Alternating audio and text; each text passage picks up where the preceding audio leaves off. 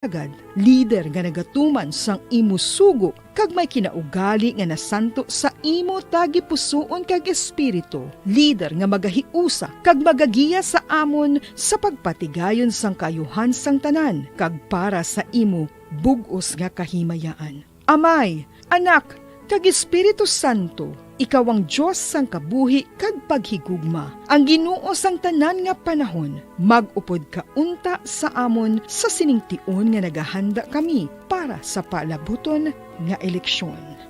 Amen. Sa ngalan sang Amay, sang Anak, kag sang Espiritu Santo. Amen.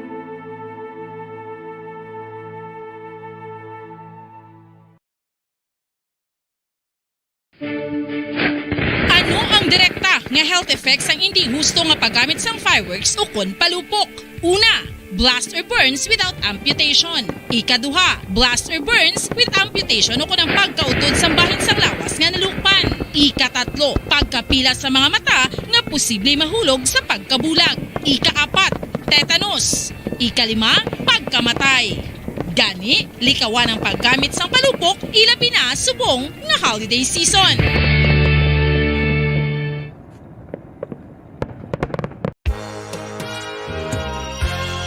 Yari na ang isa sa nakapabaylo kag nakabaton sang brand new radio set with AM and FM band. Kag cash, nagikan sa Bombo Radio Bacolod. Ako si Arlene Ruiz, taga Kalong-Kalong San Juan, Bacolod City. Nagbabaylo ko sang radyo, kay ang radyo ko bala nakala... Bombo, we all would like to greet you. A Merry Christmas, and a Happy New Year. Seen and heard. Now fully digitalized in Negros Occidental. This is Bombo Radio Bacolod. To All-Star Nation and Kabombo, we all would like to greet you. A Merry Christmas, Merry Christmas.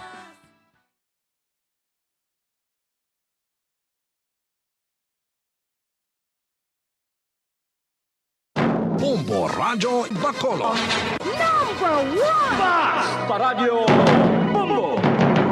Philippine Standard Time, 14 minutos na nakalipas at takna 5 sa hapon. Bombo Radio Bacolod.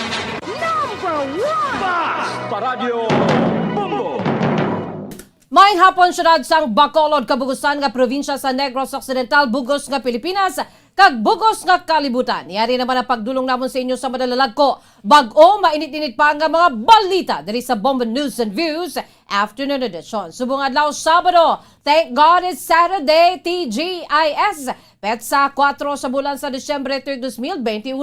Kaya sa aton sa Christmas countdown, mayara na lang kita sa 21 dias nga nabilin antes mag-abot ang adlaw sang Pasko. Mga kabombo liton kita sa aton sa mga headlines. Alangina National High School nalakip sa pilot sites para sa limited face-to-face classes sumugod sa Lunes. Mga estudyante nga makaparticipate sa limited face-to-face classes sa Alangina National High School, exclusive lamang sa taga-Alangilan. Samtang Valladolid National High School kag Aguntilang Elementary School sa Banwas ng Isabela, pilot sites man para sa limited in-person classes. Mga unvaccinated teachers sa syudad sa Bacolod, nagpabakuna na. Tricycle driver nga may sablag sa lawas ginpatay sang wala makilalaan nga sospetsado sa may barangay Estefania, Caina, Sangaga. Mga kapulisan sa Bacolod nakakumpiskar sang masobra 3 milyones pesos nga balor sang shabu tinalikdan nga bulan. Samtang mga residente sa New York, USA, wala nagapakulba kung may o kung bisan may na-detect nga 5 na kakaso sang Omicron variant sang coronavirus. Aboy ato mga kabombong aton sa mga headlines. Kagkaroon, lito na kita sa mga detalye na sa ato nagapanguna nga mga balita upod sa inyo sining mga tagbalita. Bombo Zaldi Foro II Kag Bombo Jazz de Jesus Madrigal. Sa ato nagapuna nga balita na lakip ang Alangilan National High School sa mga pilot schools nga magapatuman sa limited face-to-face classes sumugod sa Lunes, Disyembre 6. Sa interview sang Bombo Radio kay Bacolod City Councilor Renesito Novero, ang chairman sa Committee on Education sa Sangguniang Palunsod, naghatag kagabi si Mayor Evelio Bing Loredia sa panugot nga magkapadigayan sa limited face-to-face classes ang Alangilan National High School kasunod man sa certification sa mga barangay officials nga COVID-free ang Alangilan. Nakasugta naman sa pagsinapol sa city kag DepEd officials nga vaccinated lamang ang nga mga estudyante o kung vaccinated lamang nga mga estudyante ka mga manunudlo ang makigbahin sa in-person classes. 40 lamang ka mga estudyante sa grade 12 o kung senior high school ang mag-participate diri kag wala na sa iban nga year level. Ang una nga batch nga may 20 students ang magakadto sa eskwelahan 4 ka adlaw sa isa ka semana kag sa aga lamang ang klase. Samtang ang ikalimang adlaw ang gintalana para sa disinfection sang classroom. Ang ikaduha nga batch ang kalakip naman o kung lakipan sang 20 ka mga estudyante, kaglain naman nga batch sang manunudlo ang magatudlo para sa laboratory class. 12 lamang ka estudyante ang dungan nga makasulod sa classroom. Wala na sang barrier sa sulod sang hulot kalasihan o kung hulot bulutuan, apang 2 ka metros ang antad sang bangko sa isa ka isa. Hindi naman required ang pagsuksok ng face shield sunod sa kay Novero, kundi face mask ginamang. Kung wala sa classroom ang mga estudyante, baga padayo naman sila sa modular instruction. Only fully vaccinated students will be allowed to participate and only fully vaccinated teachers will be allowed to teach. And then ang mga numero sa estudyante, 2020, meaning a total of 40 students. 20 anay sa isang classroom and they will be having an F2F, face-to-face limited classroom instruction for 1 week. Although 4 days lang na, sa aga lang. Ang kabay sa pagpahayag ni Bacolod City Councilor Renesito Novero, chairman sa Committee on Education sa Sangguniang Palunsod. Taga-barangay Alangilan lamang ang mga estudyante makapartisipar sa limited face-to-face classes nga iga-pilot sang Alangilan National High School sugod sa Lunes, Disyembre 6. Sa interview sa Bombo Radio kay Bacolod City Councilor Renesito Novero, chairman sa Committee on Education sa Sangguniang Palunsod, nakasugtan niya hindi pagpaupdon sa limited face-to-face classes sa mga bumulutho nagikan sa mga barangay sa Murcia kag Talisay City. Sa sini nga paagi, mas mahapos para sa mga barangay officials ang pagmonitor bangod wala sang outsider. Santo sa certification sang Alangilan officials, pila na kasi ni mana nga zero COVID case ang barangay. Maayo man ang turnout sang vaccination sa mga minor de edad sa Alangilan. Gani ang vaccinated lamang ang paupdon sa in-person classes. Sa tiyon nga may isa ka estudyante nga nakitaan sang sintomas ng COVID. Temporaryo nga unta to ng klase samtang wala ini nag-ayo. Fully vaccinated naman ang tanan niya mga manunudlo sa Alangilan National High School. Sa tiyon niya magsugod na ang pilot implementation. Lantawon dari kung tub-tub lang sila sa Enero 21 tuig 2022 o kung mag-expand tub sa katapusan sang school year. Taga-Alangilan lang, purely taga-Alangilan lang ang pwede nila sudlon. Kaya may mga taga-bulutbok manda alin sa ibang nga barangay. Pero this time, naghatag certification ang barangay Alangilan officials. Zero sila sa positive cases ng COVID-19 and ang dugang nga pahayag ni Bacolod City Councilor Renesito Novero, chairman sa Committee on Education sa Sangguniang Panlungsod.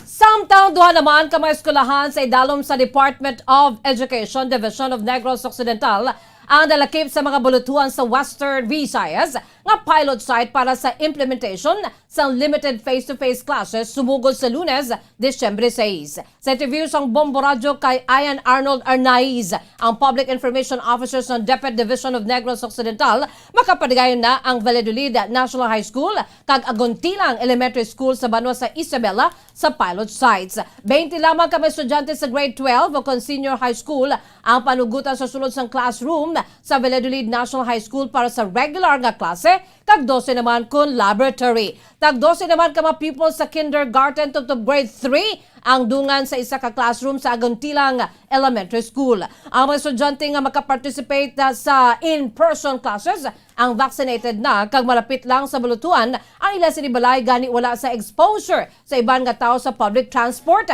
bangod walking distance lamang ang eskwelahan. Antes ang in-person classes sa Lunes sunod ka Arnaiz nagpadagay na sang simulation ang eskwelahan agud may idea ang mga bulumulto kung ano ang sitwasyon sa pilot implementation. Masing jutay lang, masing limited lang, pero magasugod na ang atong face-to-face classes sa at least sa Bilugad Division duha ang napilian. Sa Valladolid National High School, sa Aguntilang Elementary School, dira sa Isabela. Ang kabay sa pagpayag ni Ian Arnold Arnaiz, Public Information Officer sa DepEd Division of Negros Occidental. Ginathag sang spokesperson sa Department of Education Division of Negros Occidental nga hindi required ang mga estudyante nga magpabakuna batok sa coronavirus antes makaparticipate o kan makapartisipar sa limited face-to-face classes nga magasugod sa Lunes. Suno kay Ian Arnold Arnaiz, wala sang layi nga nagabando sang vaccination apang ginalantaw sang Valladolid National High School kag Aguntilang Elementary School sa Banwa sang Isabela nga mas maayo kung vaccinated ang mga estudyante kag manunudlo nga magaupod sa pilot implementation. Wala man sang policy nga nagamando nga hindi makareport sa trabaho ang manunudlo nga wala nakapabakuna. Nagakalipay ang DepEd Division of Negros Occidental nga bisan limitado lamang apang makasugod na ang in-person classes. Suno kay Arnaiz, hindi maperpekto ang unang implementation apang maga-adjust diri ang mga pilot schools. Nagpanawagan man ini sa mga makakita sang sala nga ipahibalog gilayon agud mahimuan sa nakakaigo nga tikang sa baylo nga i-post sa social media. Suno kay Arnaiz kung tani buylogan sa mga ginikanan kag bumulutho ang pilot run agud niya magmadinalagon kay makitaan kun ano ang dapat nga tadlungon. Ang tanan ni halos nga mga eskwelahan nga ginpili inlantaw man nga 100% ng personnel or some teachers are vaccinated. Pero you have to remember nga wala sing layi o wala kita guidelines kanya kasiling na hindi maka-opisina o hindi maka-obra ang mga hindi vaccinated. Why man ginmando nga dapat 100% vaccinated. Ang dugang nga pahayag ni Ian Arnold Arnaiz, Public Information Officer sa DepEd Division of Negros Occidental. Samtang nagakalipay man ang grupo sa mga manunudlo sa syudad sang Bacolod nga may mga estudyante na nga makabalik sa classroom setting bisan limitado lamang ang ila sini nga numero. Sa interview sa Bombo Radio kay Richard Hilangre, ang presidente sa Bacolod City Public School Teachers Federation, mas okay na ang sitwasyon subong bangod nagnubo naman ang alert level status sa Bacolod. Bisan hindi man bilog nga semana nga yala sa classroom ang mga estudyante sunod sa kay Hilangre, bastante na iningation para sa mga manunudlo bangod makita nila ang mga estudyante bisan paano. Sunod diri mismo ang mga manunudlo ang nagasigahom nga mabalik na ang in-person classes bangod mas maayo gid kon makita nila ang estudyante sa ginapadalaan lamang sang modules. Santo sa datos sunod sa kay Hilangre, ang Pilipinas ang may pinakamalawig nga closure sa mga eskwelahan kung ikumpara sa mga pungsod sa Asia bangod madugay na nga nag-resume sang klase ang iban nga nasyon. Kung magbalik ang face-to-face classes sunod ka sa Teachers Federation President, mabuhin na naman ang palasanon sa mga ginikanan nga masako man sa trabaho kag mapasaka ang kalidad sa edukasyon sa mga estudyante. Pananaw ang mga teachers nga makakadto lang bisan isa lang ani ka business isa ka semana daw okay na nga maka-istorya ang aton teachers sila estudyante. Mabalaan nila ang pinagdadaanan man nila mga problema kag ilab lang nga hindi mabalaan sa mga lessons. Dako na nga bagay Bombo Andro kay lain gid ang bisan ga online ikaw lain gid nga matubang mo mga estudyante kag maistorya. Ang kabahay sa pagpahayag ni Richard Hilangre, ang presidente sa Bacolod City Public School Teachers Federation. Nagalamang Committee on Education sa sangguniang panlunsod sang Bacolod nga nakapabakuna na ang tanan niya mga manunudlo nga ila ginsapol sa nagligan nga bulan bangod sila ang unvaccinated pa. Santo sa ulihin nga datos, 1,109 pa nga mga manunudlo sa Bacolod ang unvaccinated. Yan ginsapol sila sa mga opisyal sang city government kay sang DepEd agud kumbensyon niya magpatublok na sang COVID vaccine. Sa interview sa Bombo Radio kay Bacolod City Councilor Rinicito Novero, chairman sa Committee on Education sa sangguniang panlunsod, Bacolod, gin-report sang opisyal sang Division Office sa pagsinapol kagabi nga masobra na 500 sa mga ini ang nagpabakuna na. Suno kay Novero, mahimo nga nabakunahan na ang tanan kadungan sang 3 ka adlaw nga National COVID Vaccination Days halin sang Lunes o kon dutay na lang sa ilang wala nakapa-inoculate. Nagpasalamat naman ang miyembro sang local school board nga naghumok ang pananawan sa mga unvaccinated sadto kag nagdesisyon nga magpabakuna. Nagalaw naman si Novero nga iban pa nga eskwelahan sa Bacolod nga makaupod man sa pilot implementation sang limited face-to-face classes sunod sa Alangilan National High School.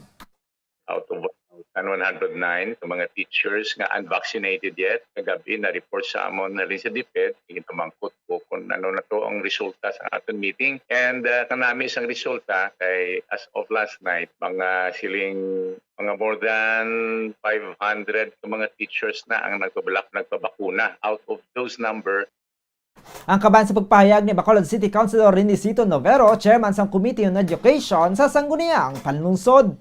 Samtang sa ibang pedato nagapanguna nga balita patay ang isa ka tricycle driver nga may sablag sa lawas matapos gintiro sang wala nakilala nga lalaki nga iya na bais malapit sa isa ka supermarket sa may barangay Estefania, Siyudad sa Bacolod kay Ina sang aga. Ang biktima ginkilala kay Raymond Tortillos, 44 anyos, kag residente sang Purok, Bagong Silang, Barangay Estefania, Siyudad sa Bacolod. Sunod sa kay Police Major Richie Gohi, ang Station Commander sa Bacolod Police Station 4, nagsabtanay si Tortillos kag ang suspetsado sa guwasang Save More Fortune Town. Nakadulong pa si Tortillos sang pasahero sa Camelot Residences apang ginsundan ini sa suspetsado nga nagasakay sa motorsiklo. Matapos nga maglagsanay, nakalabot si Tortillos sa vulcanizing shop sa Villa Alexandria, Barangay Estefania, apang dili na inilalabot sang suspetsado. Mga konta ni si Tortillos sang tabang sa vulcanizing shop apang gintiro ini sa suspetsado sa likod nga gintunaan sa iya sini kamatayon. Na-recover sa crime scene ang 3 ka empty shells sang caliber 9mm pistol. Gilo naman nga nagpalagyo ang suspetsado. Sunod sa kay Gohi, ginpadulungan nila ang bangkay sang suspetsado apang wala na ini dito. May lead naman ng kapulisan bangod may mga witnesses nga nakakilala sa suspetsado. May nakuha po iban ng mga witnesses na naka-identify man ng suspect, so may lead naman kita sinasang incidente. According sa general investigation duty investigator, prior sa incident, may confrontation din natabo dira lapit sa Save More, nagdulong sa pasayro, and then sundan siya sa gamon nakita niya kapag magdalagan kasi nga bulig sa may bulkitan. Ang kamay sa pagpahayag ni Police Major Richie Gohi, Station Commander sa Bacolod Police Station 4. Sa interview naman sa Bombo Radio sa witness na si Amparo Sichon, nagasuksok sang face mask ang suspetsado kag hindi niya ini kilala. Sunod sa kay Sichon, gintiro liwat sang suspetsado sa Tortillos sang natumba na ini, gani siya ang ginbawian sang kabuhi. Si Tortillos sa may sablag sa iyang panglakat kag nagabaliga sang prutas kung wala siya nagabiyahe sang tricycle. Sa iya, pag gasundan na sila mo. Pag panaog ni Raymond tumuto, nanaog man ang suspect, kaginuspak niya, tapos din palapitan niya na doon sa taxi. 4 din palupok, din palapitan niya din. Ang ining bintero, kilala, din na mo. Ang kamay sa pagpahayag ni Amparo Sichon nakasaksi sa pagtiro kay Raymond Tortillos. Masobra 3 million pesos nga balor sang suspected sa buong kabugusan niya na kumpiskar sang Napulo ka police station sa siyudad sang Bacolod sang tinalikdan nga bulan sang Nobyembre. Santo sa datos sang Bacolod City Police Office o kon BCPO, 472.308 grams sang shabu ang nagabalor sang 3.211 million pesos ang nakumpiskar halin sang Nobyembre 1 tubtob 30. Nagdangat sa 66 ka drug personalities ang naaresto. Laki pang 3 ka high valued target, 63 ka street level individuals kay 3 ka minor de edad, samtang napasaka naman ang 79 ka mga kaso batok sa mga arestado. Sunod kay BCPO spokesperson Police Lieutenant Maria Liberty Endiape, nagapadayon ng operasyon sa mga pulis silang nagalaom nga magakooperar diri ang mga bakuludnon. So, ang aton na nakapulisan, padayon ang aton kampanya kontra sa mga illegal na mga aktibidades, no? Especially sa aton illegal na droga. Dahil nagapanawagan pag-isita gihapon sang suporta man sa aton mga pumuluyo nga may nahibaluan dira nga mga illegal na aktibidades, mag-report kamo sa aton na kapulisan. Ang kabayan sa pagpahayag ni BCPO spokesperson Police Lieutenant Maria Liberty Indiape, samtang nagdangat naman sa 56 ka mga wanted persons ang naaresto sa bilog nga bulan sa Nobyembre. Sila ang ginalakipan sa 16 ka most wanted persons kag 40 ka iban pa nga mga nagapangatubang sa nagkalain-lain nga kaso. 3 naman ka mga persona ang nadakpan sa kampanya batok sa loose firearms kaysa idalom sang Uplan Katok. May 7 ka homemade firearms, 1 ka explosive, 3 ka small arms, kag 76 ka mga bala nga na-deposita sa BCPO. Samtang nagdangat naman sa 36 ka mga tawo ang nadakpan sa kampanya batok sa illegal nga pagsugal, kag sila ang nakasuhan na. Samtang nagpanindugan ang Philippine Drug Enforcement Agency o kanang PDEA Region 6 nga madalagon ang kampanya sang Duterte administration batok sa illegal nga druga. Ini ang kasunod man sa pahig ni Presidente Rodrigo Duterte nga kampante ini nga natuman niya ang halos tanan niya nga pangako sang campaign period sa tong 2016 presidential elections. Sa interview sang Bombo Radio kay PDEA Region 6 Director Alex Tablate, ang statistics mismo ang makapamatud sang kadalagaan sang anti-drug war kay isa na diri ang accomplishment sa Barangay Drug Clearing Program. Sa tuig 2016 subtong tuig 2017, sunod sa kay Tablate, 30% lamang sa mga barangay sa Western Visayas ang na-clear sa illegal nga druga apang nagsaka ini sang 86% subong nga tuig 2021.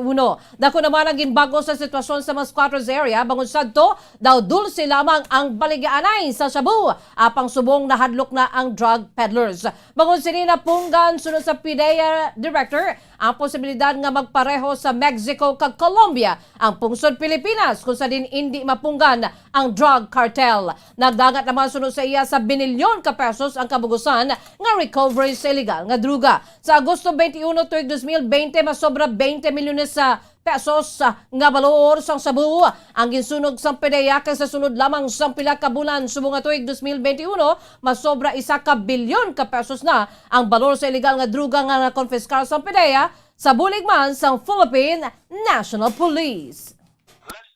Ang pinakamataas natin na nasunog sa isang time way back if I may recall it right, August 21, 2020, nakapagsunog tayo ng more than 13 billion worth of illegal drugs. May support tayo dyan na talagang ang laki ng naging impact. Ang kabahay sa pagpayag ni PDEA Region 6 Director Alex Tablate. Bangod lamang sa baisay sa bakuna batok sa coronavirus, pilaso ng isa ka obrero sa campus ang tubo sa banwas ang La Castellana matapos ginlabo sang iyang abyan nga isa man ka obrero gamit ang espading. Santo sa report sang La Castellana Municipal Police Station, ginhambalan ni Arnel Legaspi di Pasukat, 28 anyos, residente sa sitio Cordova, Barangay Manghanoy, La Castellana, ang iya mga kaupod niya magpabakuna na bangod hindi sila makasulod sa trabaho kung unvaccinated. Ginsabat ini ni Rodrigo Mission, 42 anyos, residente sa sitio Cordova, Barangay Manghanoy, La Castellana, nga wala ini nagakonforme sa pahayag ni Di Pasuka, tubtob nga sila ang naglalisay. Nagkuha si Mission sang ispading kaginlabo si Di Pasukat sa tangkugo. Maswerte naman nga wala natamaan ang biktima. Nadakpa naman sa mga kapulisan ang suspetsado. Samtang liton kita mga kabombo sa New York City, New York, United States of America. Kalmado lamang ang mga residente sa New York City bisan may na-detect nga 5 ka kaso sang Omicron variant sang coronavirus. Sunod sa kay Governor Kathy Hochul, 1 ka kaso ang na-detect sa Long Island, samtang 4 naman ayala sa New York City. Sa piyak sini, gipasalig ni Hochul nga wala sa ipatuman nga lockdown kaangay sa panugod sang COVID pandemic at tilikdan nga tuig. Sunod kay Bombo correspondent Liv Severino, direkta sa New York City, naka-quarantine sa ila balay ang Omicron positive kag wala man sa nagtaliwan sa ila. Business as usual sa bahin sa New York City kung saan madamo gihapon ang nagasimba kag hindi obligado ang tanan nga magsuksok sang face mask. Jutay naman ang naga-outdoor dining subong bangod winter season. Hindi naman tuman kadamo ang nagakadto sa mga malls kung saan nakadepende na sa individual kung masuksok ini sang face mask o kung hindi. Ang mga tao direya in New York daw life goes on. Mga simbahan namon puno sang tao gyapon kay ang mga restrictions nila to anay ginlusen naman na nila kay to anay stricto gina sila yang ang imo social ang mga distancing nimo pero subong ya ay na Basta sulod sa simbahan, simbahan namon niya, nagamask ang tao kung gusto ka, kung mamask ka, kung hindi ka mamask. Ang kabahin sa pagpag ni Bombo correspondent Liv Severino nagikan sa New York City.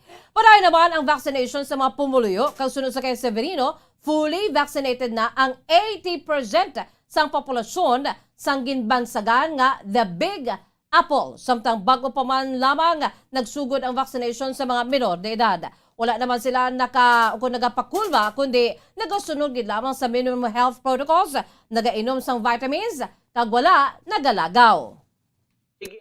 Nila, sige advertisements na nila nga mapabaksin, maski nasubong na abot na ning Omicron, sige mangyapon sila hambat na kailangan mapabaksin. But ang problema, let us say, maskin sa public school, sa private school, subong nga arang ina-vaccinate ng mga jóvenes, why pa sila kalambot 50%, 40% lang sila kay ang mga joven, either ang kabataan hindi magpabaksin o kung ang nanay nila, tatay nila hindi magpabaksin.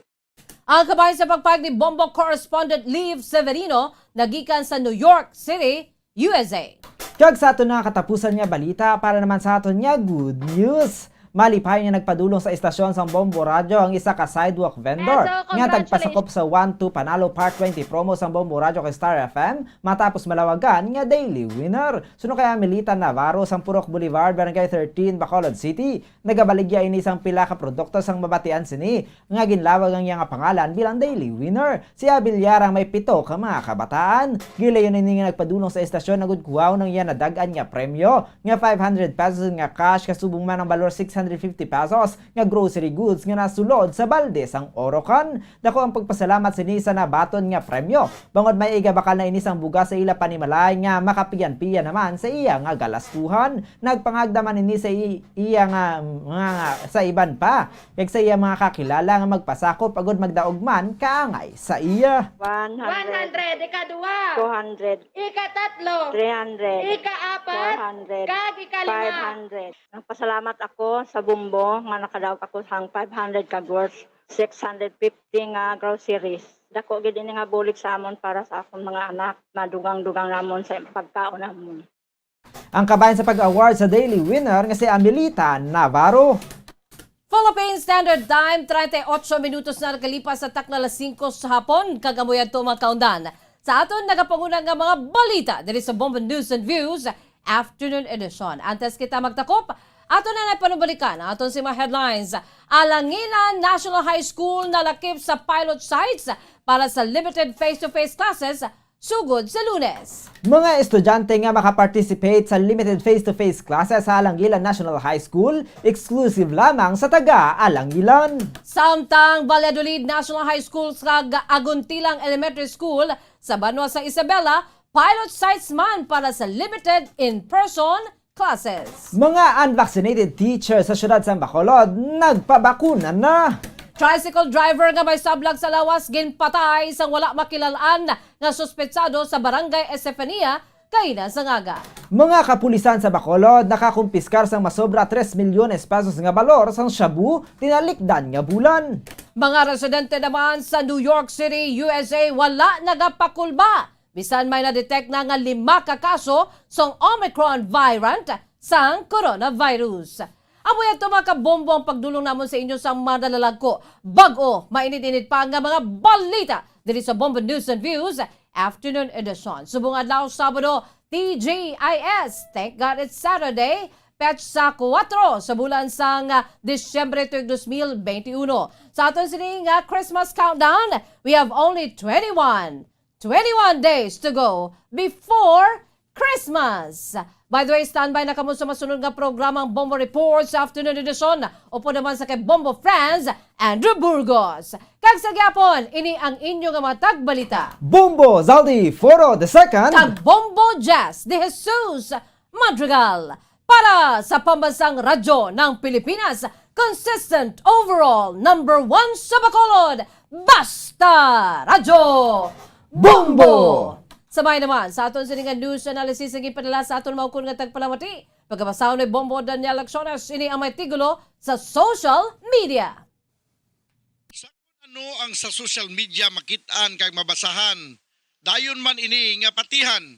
Ilabi na ko nini ang makadulot sang kalaglagan sa tawo nga wala niya ginasuportahan. Dili nagapakita nga ang maturity wala pa nalabot. Sa pila ka mga katawhan nga ang ila kabuhi sa Facebook lang nagalibot. Hindi na gusto may baluan ang husto kag matuod kay sirado na ang utok, human na ang ila pamatod. Tuman kadako ang kalitan nga gintugas ang Facebook. Ilabi na sa mga tawo nga kurto ang utok. Mga patalang madali lang nila nga patihan. Ano pa, gingamit ini sang iban nga politiko bilang kasangkapan. Kung padayon ta na lang nga siraduhon ang aton paminsaron, kag ang mga matutod aton lang paligaron, basi mabugtaw na lang kita sa isa kaaga, lubos na nga nagsarurot sa kapigaduhon ang pungsod ta. Ang ini ang pangunahuna pananawa ng ipadala ni Mark Alejandrino sa Barangay Sumag, Bacolod City.